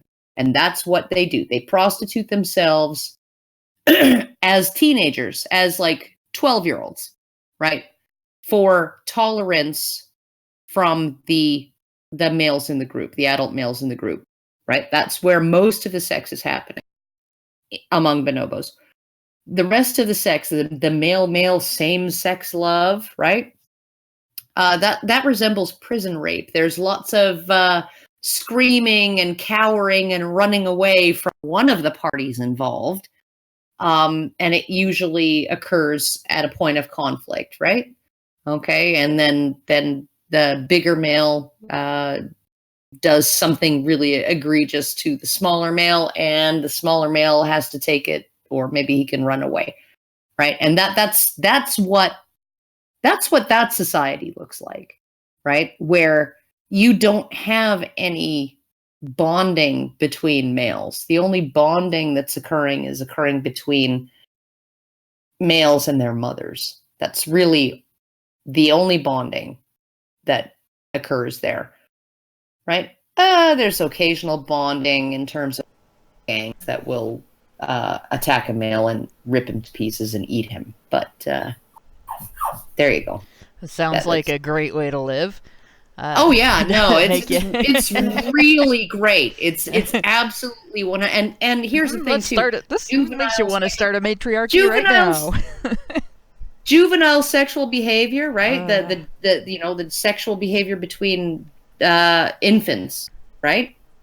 That was like, oh, and they even have, sexual behavior between infants and stuff like that. Yeah, no. There was one infant who was like seriously fucked up. She was a female infant, and she initiated like 90% of all of the sexual congress between her between non-adults and adults in the group. And that's the only time it was ever observed. Yeah, well, not the only time, but it was the majority of the time that it was. So it sounds like a fluke rather than the norm. That somebody picked up on and went, hey, we can call this the norm. Yeah, no, it's like I'm seriously like, you just have to read a book called The Naked Bonobo. All of it is like sourced. And it goes into like, this is not what we want to model our society on. Not only do males not have anything to do with each other in that society, but they don't really have anything to do with the females that they mate with. Yeah. Right? They cleave to their mothers, and they don't provide any provisioning for females or for offspring. They're essentially the world's worst deadbeat dads.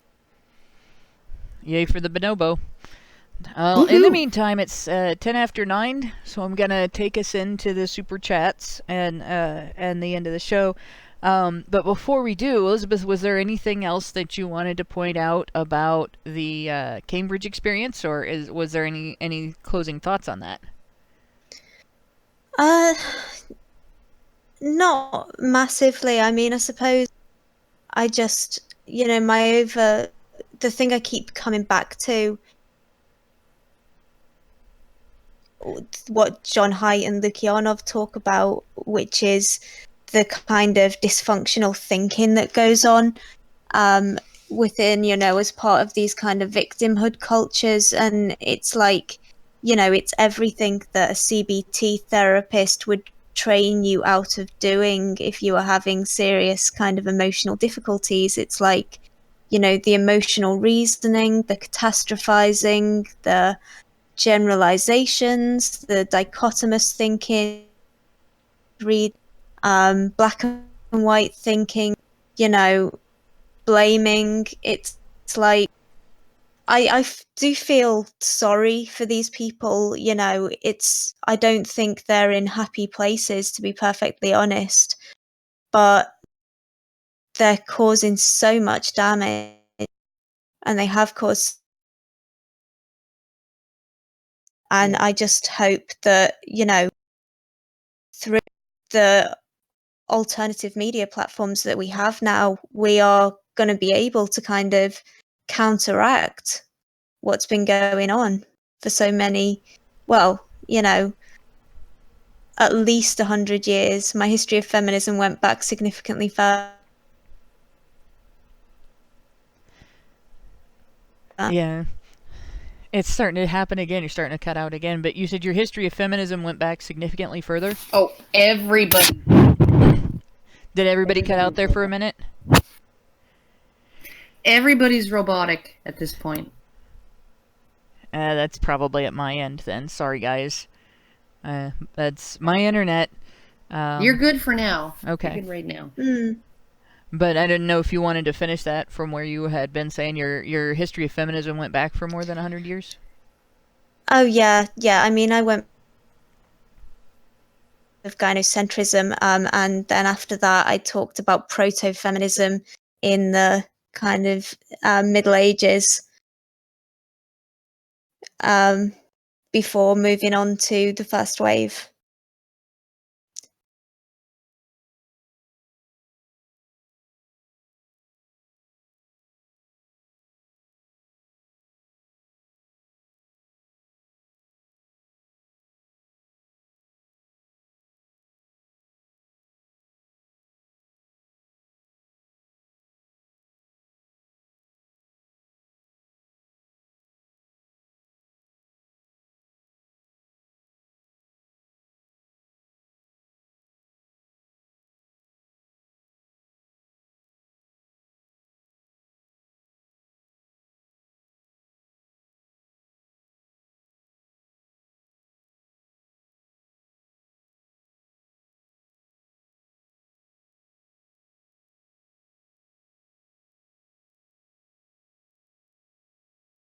Yeah, I mean, these are people who they do nothing but lie, and I think to be that type of person, I think you have to also then be the type of person who lies to yourself constantly. You know, if I hear a truth or I see a truth, I can't then turn away and say that that's not true, and then continue repeating lies. But I think obviously the more that we combat the crazy things that they say with proof and video, and just calling them out every single time they lie, there's no way that they can keep this up, because people are paying attention. And the longer we go on, then it's going to come to a point where no one's going to listen to them anymore, and it's starting to happen. Yeah, it's starting to happen. People are starting to notice. I don't know if people can hear us now. It seems like we came back with Lauren, but my internet's going haywire tonight. I think it's we still have some infrastructure down locally after tornadoes that hit my area and did a huge amount of damage on Memorial Day. So there may be part of it may be from that, and part of it may be just on the fact that the particular computer I'm on doesn't have an Ethernet port, so I'm relying on Wi-Fi, which really sucks. So there's that combination, and of course the call is going out to 2 different countries, and I think that might actually be creating more of a drain on it as well. So the good part is we're recording my part, so we'll have that even if it didn't broadcast. But I'm going to go ahead and go on into the super chats, starting with Clearback at the beginning of the... Actually, this was 7:46, so this was before 8 o'clock. We have Christopherson gave us $10 and said, "Hey Liz, good to see you again. Ain't heard from you in a while. Also, Hannah, love your stories. Love to hear your fave if you can." Not tonight. I won't be telling you any of my favorite stories tonight. But and I'm not sure if I could pick a favorite experience that I talk about. So, because there's a few things that have happened that have just been really cool. And obviously, you guys have heard the ones that are not my favorite, too. You probably hear those more than you hear my favorite. But then we have Master Rogue gave us $2 and said, "Hottie Hobson." Polaris, 589, gave us $5 and said, "I don't know what you guys are talking about. I always throw milkshakes at people I'm deathly afraid of." But Polaris, not everybody carries around +4 milkshakes. Ben gave us $2 and said, "Sorry I'm late. How are you 3 angels doing?" So that was before Karen came in. Then he gave us $5 and said, "Question, I'd like to get involved in men's issues directly, but can't find any in Sacramento, California. Does anybody know where I could look? Thank you." And personally, I would recommend getting involved in the men's rights Reddit, men's rights subreddit, because you'll be better able to find people, I think, in your area, and probably take a look at the National Coalition for Men. Get in touch with Harry Crouch. Yeah, they're from all over the country, and they are actually headquartered in San Diego. In San Diego, yeah. And then I'd also take a look at A Voice for Men, because again, look in the forums, Voice for Men forums. You'll find active men around the country as well. So. But definitely National Coalition for Men and the Men's Rights subreddit. And the Men's Rights subreddit is it was the last I actually looked at the number of subscribers. It was over 100,000. So there's a lot of people that have taken an interest. There's not that many people that post there every day, but it's a good place to get to know people involved in the movement. That's actually where 220. 223,000 members. It's just completely snowballed. But that's where Alison and Karen and I met, was in the men's rights subreddit. Yeah. And the Hokey Bukisa gave us $10 and said, "Who hurt you?" Pick me! Oh my gosh. Censor Duck gave us $5 and said, Hannah harasses me all the time with her awful puns. That's right, Censor Yes. Duck. You have been punished. Oh, God. Albert... Oh, God. Hannah, stop. She says that to all the girls. Albert and Ada gave us $10 Canadian and said, I was banned from Twitter for going after some of the cast of Dietland. It was definitely harassment, but have you ever checked out Dietland's Twitter page? You'd harass them too. This is not an endorsement, by the way. I don't recommend going to Dietland and harassing them, but it sounds like they're a bunch of dumbasses. Polaris589 gave us $5 and said, Echoplex. They're putting testosterone in the water and turning all the freaking soy boys straight. Yeah, No. and sis. We're putting it in the sis. hot chocolate. Oh, God. You know, like, here's one of the things that gets me, right? If you have a kid, right, you have a boy, an XY male son, right, and at 8 years old, he's like, Mom, I think I'm a girl. Wouldn't you be like, okay, like, there might be a hormonal reason for this. Maybe we should, like, slap a testosterone patch on him, especially since, 60 to 90% of trans youth grow out of it after puberty. So wouldn't you just, like, try that before you try puberty blockers and cross-sex hormone therapy? Wouldn't you try complying with the way things are supposed to go? Before you take the drastic step of, like, irrevocably changing your child's life and complicating it, like, wouldn't you do that? It strikes me that it's a self-serving thing for a lot of parents, that they there's a little bit of prestige among the social justice societies. If your child is one of the special, unique, unusual, which now that they're all special and unique and unusual and trans, that's going to be the norm, and it's going to be the other. Well, my child is handicapped. He's cis, but it's not for the kids. They're not doing it for the kids. Things parents do for their kids is they research what potential job prospects are going to come out of university and encourage their child to make good choices, so that their life will not be any harder than it has to be after they move out of the house.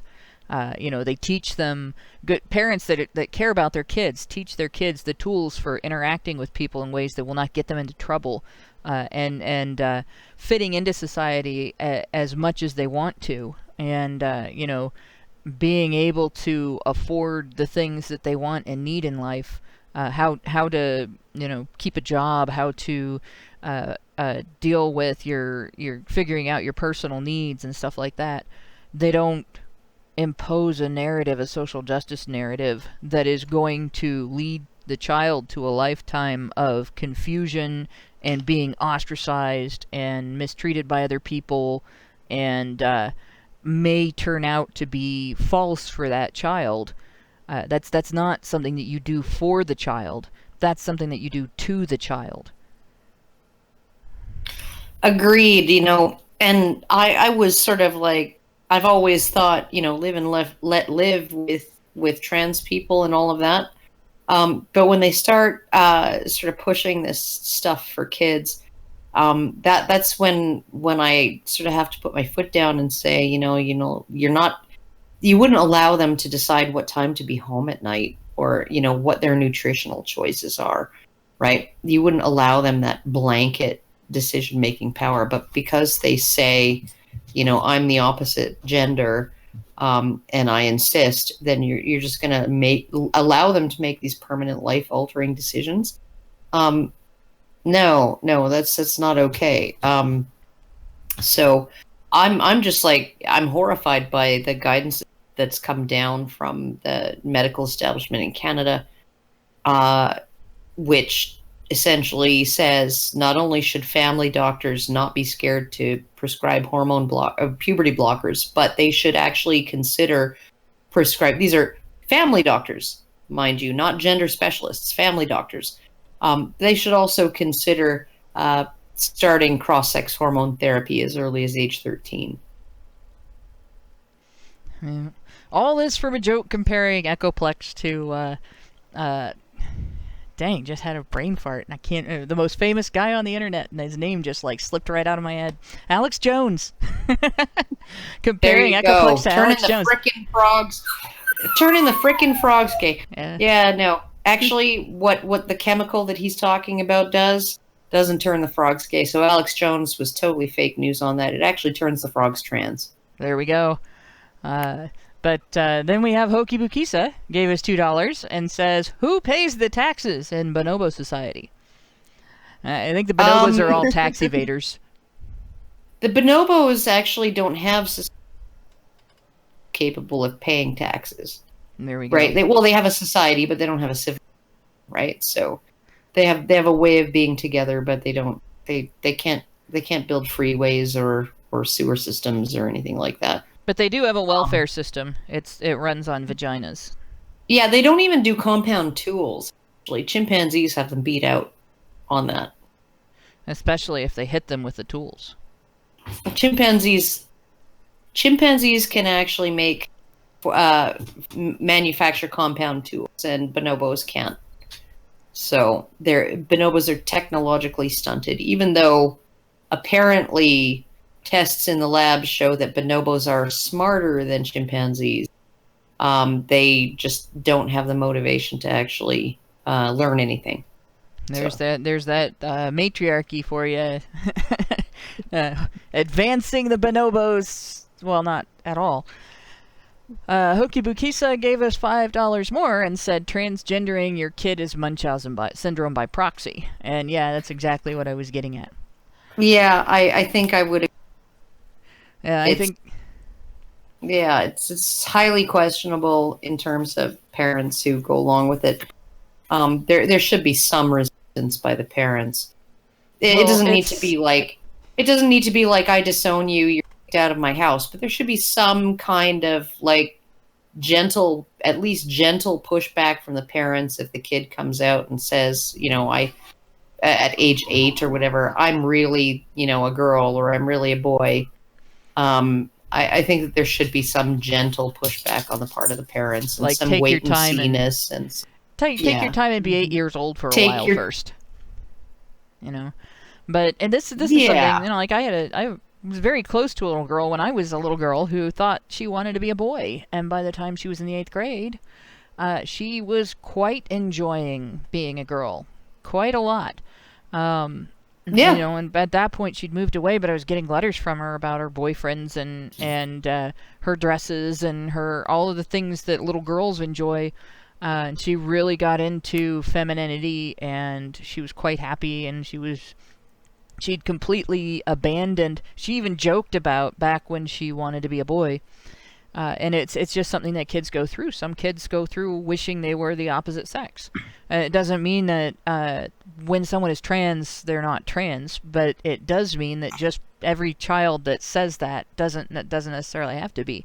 But the other thing that I've noticed is that there are parents that sort of push in that direction. And there was a Facebook forum, a reprehensible Facebook forum, full of parents that were just deciding it for their children, and they started putting garments on them that mimic the opposite sex, tuck panties for the boys, and shaping panties for the girls, and things like that. And it was just like this sort of sick group of Munchausen's parents, that if it had been instead fashionable to have the victim narrative associated with all of the difficulties that are faced by someone who suffers from severe schizophrenia, which is a very hard thing to live with. I've had a few schizophrenic friends, and they have all gone through terrible experiences, and they've overcome great difficulty. Some of them overcame great difficulty and were able to work, and some of them were disabled, right? So it's definitely something that you could adopt a victim narrative around. These are parents whose children would be schizophrenic, whether they were or not, because the parents would want to be able to show off their poor schizophrenic child, right? Not because they cared about the child possibly having this disorder and needing their help, but because they wanted everyone else to see them as the parents with the schizophrenic child.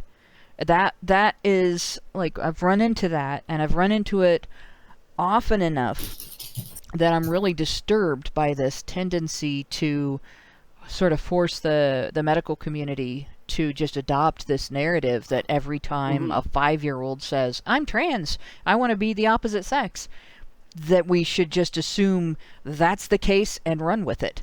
It's not the same as when a 25-year-old says, I'm having these problems where I feel like I'm in the wrong body and I should have the genitalia of the opposite sex. It's not the same at all. Yeah, I mean, we're talking about kids that probably can't even properly wipe their ass, but you're going to allow them to make a decision about their life that's going to affect them for the rest of their lives. Yeah. And not just affect them, right? It's going to make them sterile, and it's going to make them dependent on hormone therapy the rest of their life. You know, and if these kids, right? You know, if you're talking the one sort of the rapid onset gender dysphoria, that's sort of a new thing that has been discovered, right? So these are not kids who persistently from toddlerhood, right, from age 3 or 4, insist that they're the opposite sex or the opposite gender. You're talking about, you know, girls spectrum with other comorbid psychological problems, right, like anxiety and stuff like that, right? They announce to their parents at 14 or 15 or 16, all of a sudden, you know, I'm really a right, and then they go through this. There are all these comorbid issues with them where they, if the parents don't go along with it, don't 100% affirm it, they dissociate themselves from the parents. They just stop talking to their parents. It destroys their relationship with their parents. They drop all of their cis friends, right? They only make friends with trans and trans positive people, right? And they start to try and convert their other friends into being trans, right? Like it has all of the hallmarks of a social contagion, right? And so there's this group that Benjamin Boyce has talked to, a group of 4 young women who changed their minds, right? They had rapid onset gender dysphoria in their mid-teens, changed their minds in their late teens, early 20s. Some of them, I think 3 of them, had gone through testosterone therapy for a year. And so you're looking at, you know, the whole argument for puberty blockers is let's not make any decisions that would let's put off the deadline for making a decision, right? And to put off that deadline, you know, one of the best things we can do is delay puberty so that there are no drastic changes to the body that would make it more difficult to pass as the transitioned sex as an adult. Right. But now we've gone the full other way where we're saying, well, now let's start at 13, maybe making permanent changes to the body that it will make it impossible to pass or make it more difficult to pass as your birth sex if you change your mind. Right. That's where we're at now in Canada. Yeah, I think. And also family doctors, GPs are making these decisions now. Yeah, well, I mean, it only stands to reason that these pharmaceutical companies are chomping at the bit to increase their, customer base in this regard. Because again, it's true. Once you transition, you are now dependent on these drugs for the rest of your life. Who wouldn't want a customer like that? Yeah, that's true. So you've got that, and then you've got the other end of it with, like, the victim narrative and the victim identity become addictive, and they become addictive in the way that cult mentalities become addictive. So you don't just, like, a lot of people that'll get addicted to a particular behavior. They just want to engage in that behavior and associate with other people that engage in that behavior. But there's something evangelical about the cult addiction, where you can't feel comfortable engaging in it unless you shape the rest of the world around it. And so you start demanding that other people adopt it, and you start trying to recruit other people into it. And that's I think that's what I'm seeing with this particular thing. And when you see that sort of combining with a big business like the pharmaceutical industry, or the same thing happens with people that get addicted to diet and exercise and physique building and particular appearances and things, and the diet and exercise industry and stuff like that, you end up with this social phenomenon that it becomes very hard to fix this problem, because now there's big money invested in proving that the mentality is valid, and there's a lot of people who are emotionally attached to the mentality, and they don't want it proved invalid because it's going to disprove their identity, and that makes it very hard to turn the ship around. And I think that's one of the things we're up against here. I think, too, the more drastic the decision and the more irreversible decision, the more you are likely to continue to defend that decision. So I think that honestly, if you were a kid, who, as a 15-year-old decided, okay, I'm trans, and you really pushed it with your parents, and you really forced your parents to go along with it, and you really sort of emotionally blackmailed them into affirming that. And then you went on cross-sex hormone therapy. Maybe you had a mastectomy, all of that stuff, right? And then at 22, you started to have doubts. How likely are you to take those doubts into consideration if you've gone past that point where you really can't change your mind without, and you've fully bought into it, and you don't want to admit you were wrong. You don't want to admit that maybe you were mistaken. You don't want to admit that maybe you just kind of were screwed up for a while. And you certainly don't want to do that if you've had, bottom surgery. You don't want to say, yeah, no, all of this shit that I did in the service of this thing that I was so 100% sure of, yeah, I don't want it anymore. So the more you buy in, whether the decision to go the back, harder it is to change your mind. Yeah. Yeah, definitely. Mastro gives us $2 and says, it was once essentially fashionable to lobotomize. And, not to get another conversation started, but have you looked at our public school system today? With that, I think that's a good joke on which to end the show. So I'm going to thank everybody for listening. And thanks to all three of my co-hosts tonight for sticking out the long sausage. We've hit 2 hours again. We just can't seem to get under 2 hours, and it's partly the super chats. But thanks everybody for sticking out the whole 2 hours, and especially Elizabeth, because what time is it there now? It is 2:38 a.m.